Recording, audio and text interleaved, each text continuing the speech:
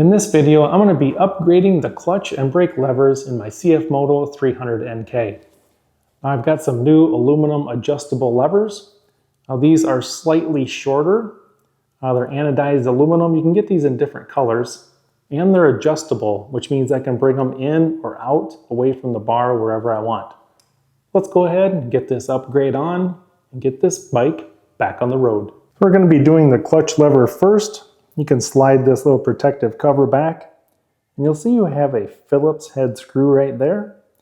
And then on the very bottom, you're going to need a 8mm socket. We're going to be doing the clutch lever first. You're going to slide this protective cover back.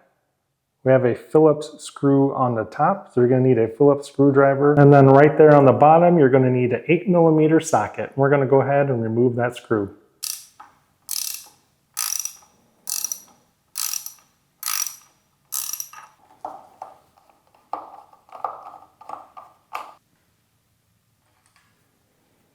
Now you can just lift your clutch lever out. Lift up, and it's going to come right off. So if you take a look at what we got going on here, we have this cable, we have the barrel on the end of it, and that's going to go inside this round section on the new clutch lever, and then the cable is going to come out here to the side. Now some people will put this in upside down and twist this cable around. All you have to do is put your clutch lever in at this angle, push that barrel up into the hole, and then you're just going to keep rotating your lever around, and it will drop right into place. You can kind of hold the lever, wiggle it around a little bit until you see the holes line up, and then drop the screw down in the hole. You can reinstall the nut on the bottom side and tighten it up.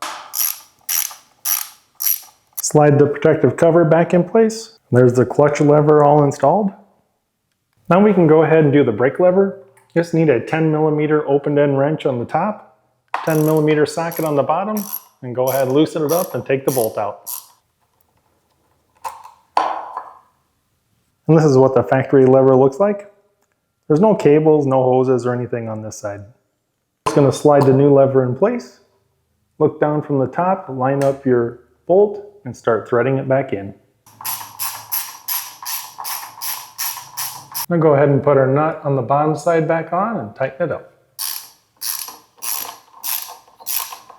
And there's the brake lever all installed. All right guys, lever's all installed.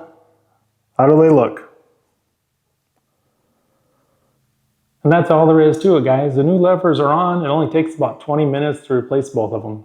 Hope you guys enjoyed the video, and thanks for watching.